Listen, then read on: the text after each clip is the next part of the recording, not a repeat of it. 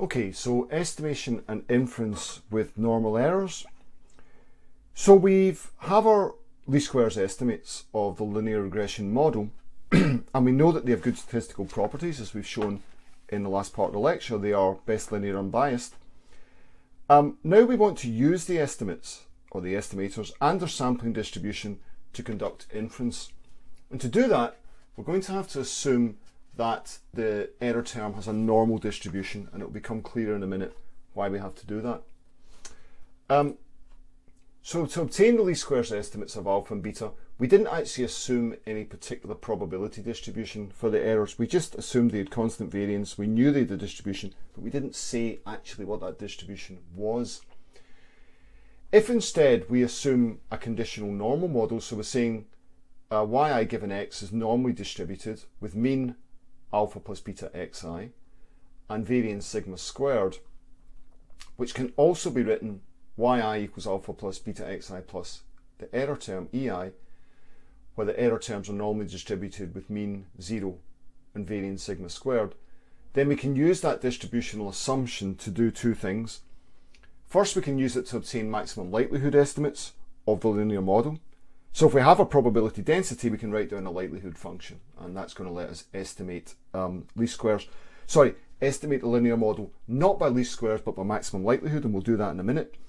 But secondly, and what this part of the lecture is mainly about, is if we make an assumption about the distribution of the errors, then that's going to let us derive statistical properties of the least squares estimates. It's going to let us perform hypothesis tests, calculate confidence intervals, and so on. And the reason we can do that is that if it turns out if the error term is normally distributed, it lets us derive the sampling distribution of the estimates themselves, and therefore perform inference as we did in the previous literature. So first, what I'm quickly going to do is derive a likelihood function and show you the maximum likelihood estimates, but we'll spend most of the time on this question of deriving the statistical property of the least squares estimates. Okay, so the likelihood function, as you know, is defined as the joint product of the n conditional density terms. So in the case of the linear model, the likelihood function has three parameters, alpha, beta, and sigma squared. We can write it as the product of these density terms yi to yn, given alpha, beta, and sigma squared. That's the joint density, which is written as the product of n terms, as usual, because they're IID and therefore the likelihood can be decomposed in that way. So we write the likelihood function out in the normal distribution because we know the error terms are normally distributed, and therefore y is normally distributed if the error term is normally distributed. The mean, the normal distribution is a two-parameter distribution. It has sigma and it has the mean, which in this case we've substituted with the mean of our distribution, alpha plus beta xi. Rewrite the model in that form, and the MLEs of alpha and beta and the error variance are simply obtained as the values at which the likelihood function is maximized. And actually, when you do that maximization problem, what you find is the maximization happens, this is negative, at precisely the point where that term in the exponent is minimized. And we know what happens when we minimize this because that is the ordinary least squares criterion. So the MLEs of alpha and beta, assuming a normal error model, are exactly equivalent to least squares estimates because it amounts to the same optimization problem. In this case, maximizing this function, and in the least squares case, minimizing this function, are exactly the same thing. So it gives rise to the same estimates. Okay, so that's all I want. I just wanted to show that maximum likelihood estimation can be used for the linear model in the way that we described last week, but it ends up giving the same results. So back to least squares, because that's what we're talking about. We want to derive the statistical properties of our estimates, and we're going to do it by looking, of course, at the sampling distributions. So as for any estimator, regression estimates of sampling distributions, which we're going to use to provide inference on model fit, on the parameters, on their significance, and that we're going to use to derive confidence intervals. In particular, the estimation performance will be assessed via criteria based on the variance of the sampling distribution of our estimates. And we don't need to derive it here because it's not important, so I just need you to accept this, but of course if you want to derive it in your own time, you will get these results.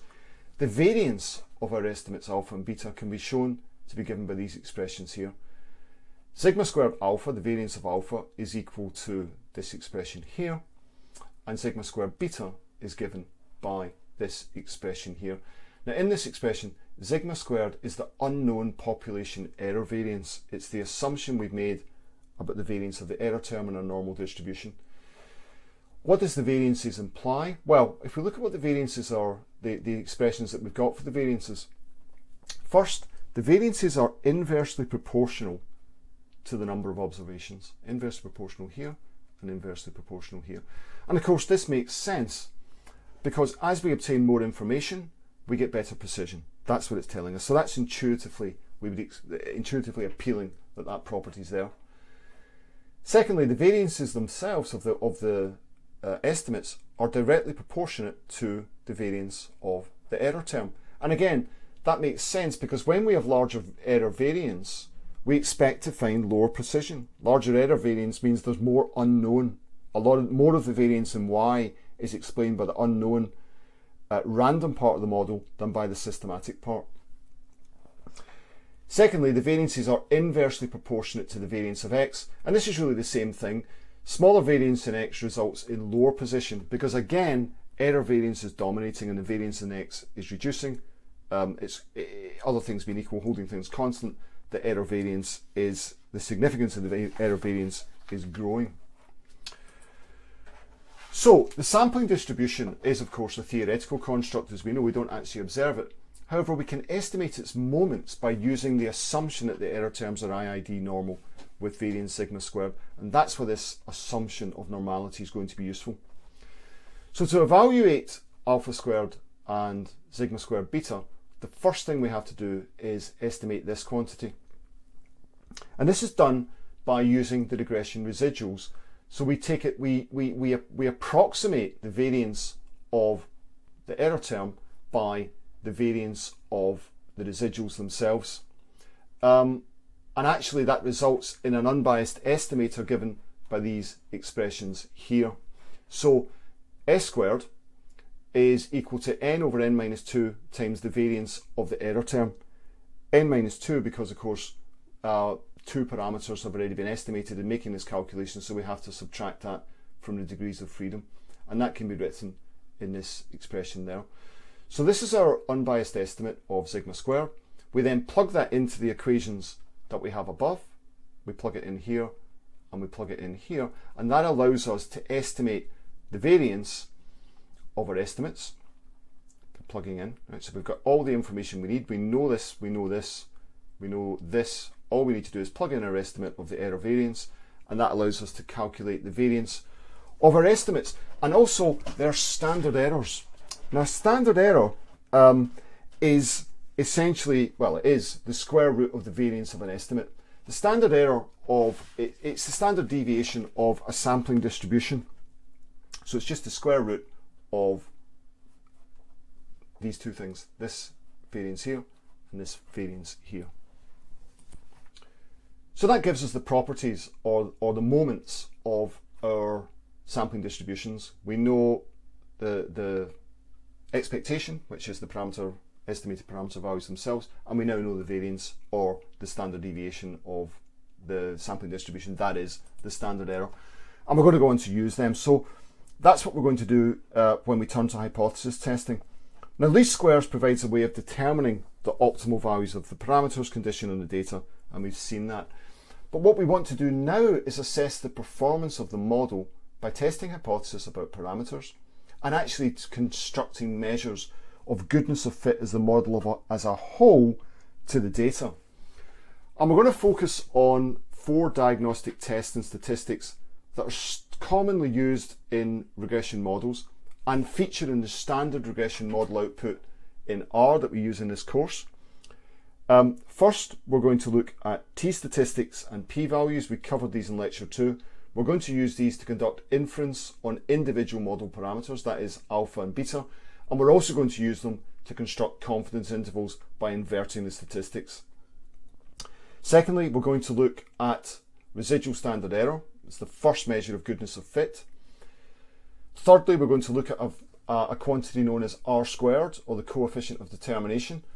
That's a metric that tells us about the explanatory power of the model. It's our second measure of goodness of fit. And finally, we'll look at the S-test of joint significance for the explanatory power of the model, and that is our third measure of goodness of fit. So we'll first define the tests and the statistics, and then look at their interpretation in practice, because I'm going to conduct a linear regression in R using some data that allows us to predict the age of the universe using data from the Hubble Space Telescope. Okay, so the t-statistic. Well, we know what this is because we've seen it already in Lecture 2. It was introduced in Lecture 2 as a form of hypothesis test, and that's precisely what we're going to use it to do now. In the regression context, we're going to use the t-test to test hypotheses about alpha and beta. And our null hypothesis is going to be that alpha equals some constant and beta equals some constant. And it turns out that if the error structure of the error term is normally distributed with mean zero and sigma squared, then, which allows us to calculate the standard error of beta and the standard error of alpha, if that's the case, then its test statistics given by these expressions here have a t-distribution with n-2 degrees of freedom. And if we know that those test statistics have that distribution, then we can calculate critical values and we can start to perform hypothesis testing. And the standard error of beta is given by that expression there, and the standard error of alpha by that expression there, as we know from previous slides. And we're going to reject the null hypothesis for beta at level p if the absolute value of the t-statistic is greater than the critical value, and the same for alpha. Note that in the previous lecture we used the alpha as to denote significance level. We're now using p because, of course, alpha is a parameter in the model, so to avoid confusion, we're going to use p. Now, typically, in a regression, we don't test against a constant c. We set z equal to 0. So we test what's called the statistical significance of parameters by setting up the null hypothesis that alpha equals 0 and beta equals 0. So what we're asking there is there any positive or negative discernible effect of x on y, or does it have no effect? Is there no discernible effect? That's essentially what we're testing. And when c equals 0, of course this just goes, and the t-statistic is beta, the estimate of beta over its own standard error, and the estimate of alpha over its own standard error. That's what it becomes. So that's, and this should be entirely familiar for what we looked at in the previous lecture. Once we have those standard errors of the estimated parameters, we can form confidence intervals for model parameters. And we do that, of course, by simply inverting the test statistic.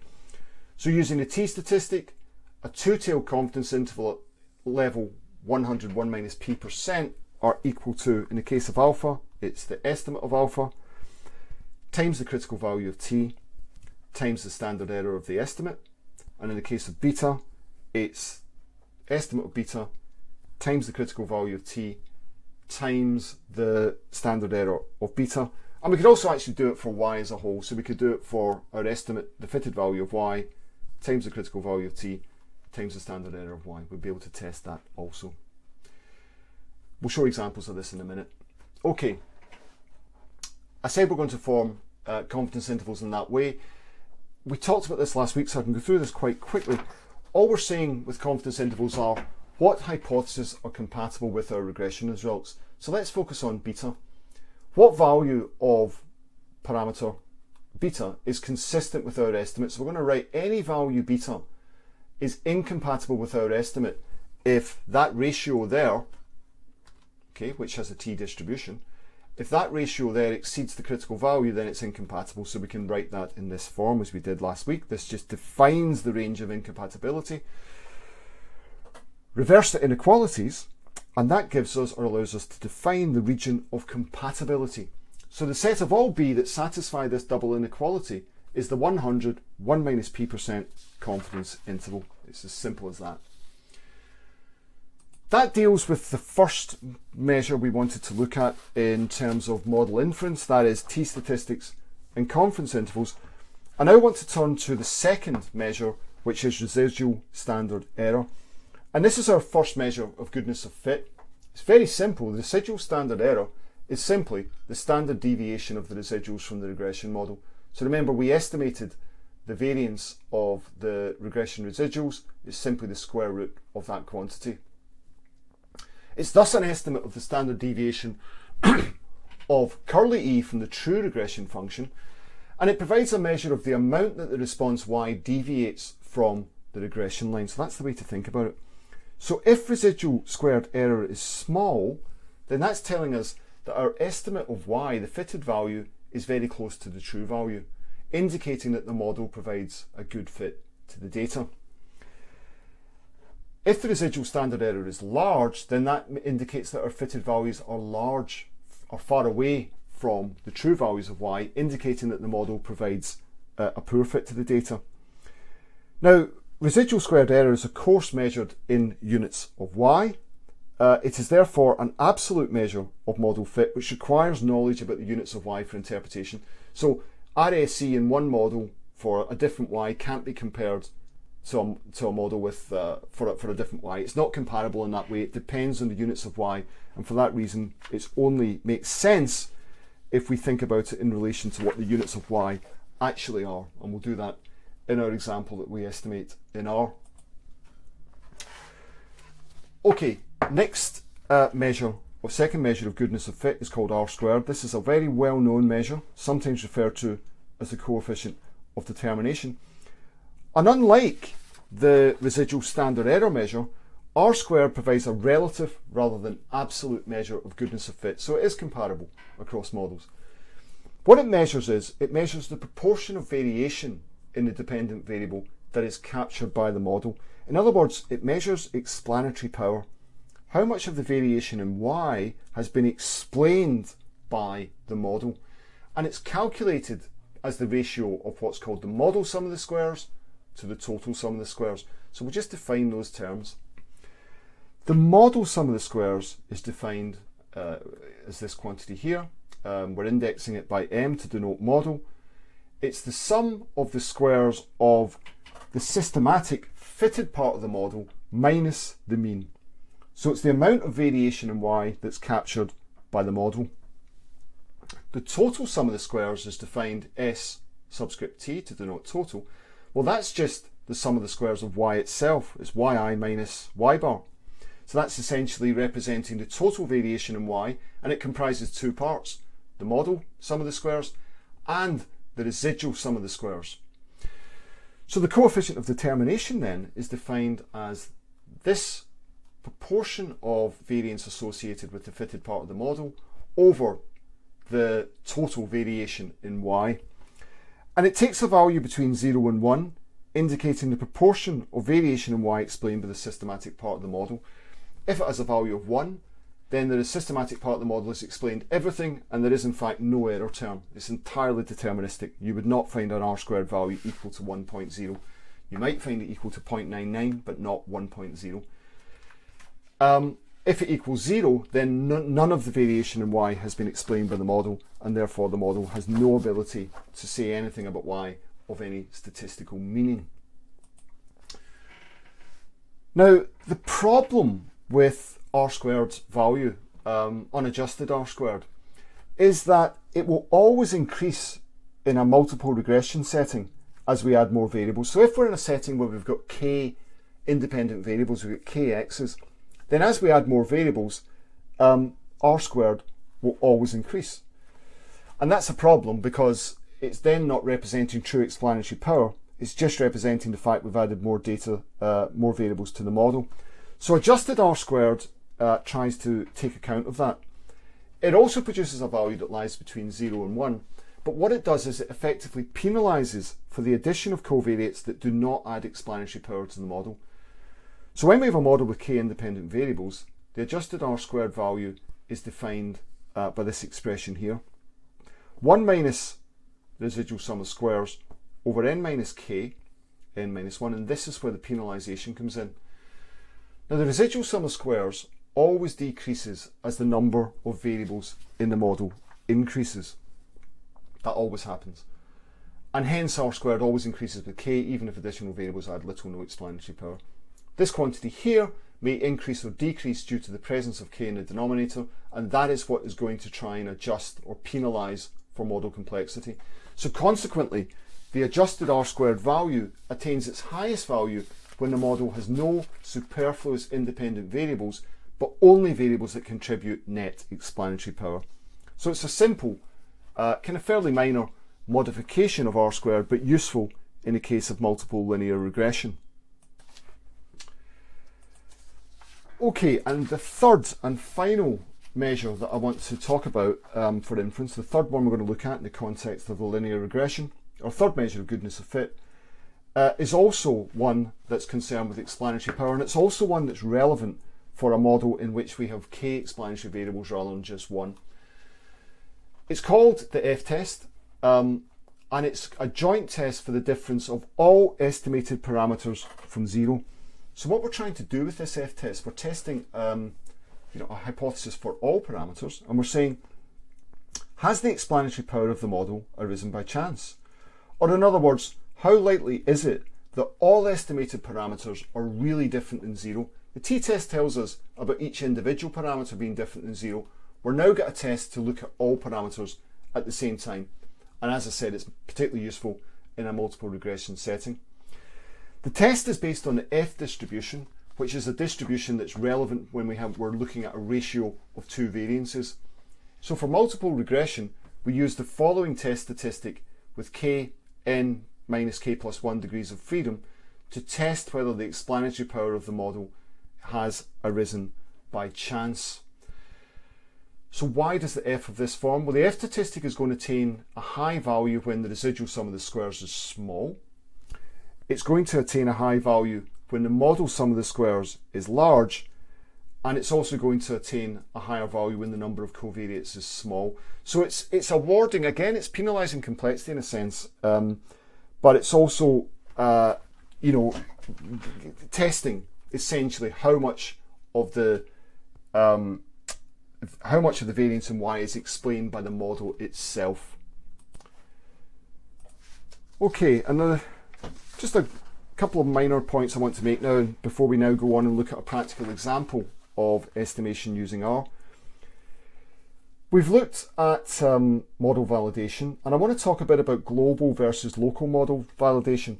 Now, the R squared, either adjusted or raw R squared, and the F statistic provide a means of assessing the adequacy of a regression model on a global or overall level. So the value of R squared or F indicate the proportion of variation explained by the systematic part of the model as compared to random variation. That's what we've just seen. But model validation should also be conducted on a local point-by-point basis. And this can be done and should be done actually routinely by inspecting the residuals, which, as we know from this section, we assume should be approximately form an IID sample for a normal distribution with mean 0 and constant variance. And we can check the normality of the residuals via probability prop. And the residuals shouldn't vary systematically with x or y or with the fitted value of y, and this can be checked via scatter plots. So they shouldn't really have systematic variation. It should be a random error, a noise or disturbance. It shouldn't have systematic elements to it. In addition to these plots, and we'll do this in class actually, we'll look at plots of the residuals, there are a number of qualitative checks that we can perform to assess the estimation performance of the model, and we always should. So the first thing we should do with regression is we should ask, do the estimated values of the parameters have the sign that we would expect, the magnitude that we would expect, and other relative magnitudes make sense? Does the model generate plausible predictions is another thing. So remember, with linear regression, we shouldn't be doing this purely empirically. We have a data generating process in mind that's based on science or theory, and we should always bring that back to when we've got the results of the regression in front of us, when we've got our least squares results, we should be asking what they tell us about the theory. Are they consistent with our prior expectations in sign and magnitude, or do they violate those prior expectations? Because if they do, that could be a good indication that we have a bad model. Finally, on model validation, it can also involve testing the performance of the model on an independent data set. So quite often what people do is they'll use a training data set to estimate the model, and then they'll use a different data set to test the model performance. So does the model that we've estimated in the training data set provide good predictions of the test data set model? And that can come from some other empirical context. Alternatively, another strategy is divide the estimation data set into two parts. Use the larger part for estimation and keep the smaller part as a test data set. But the principle is estimate the model on one set of data and then test how good the model is at predicting data using the test data set. And again, it gives you some sense of whether the model's performing well or not.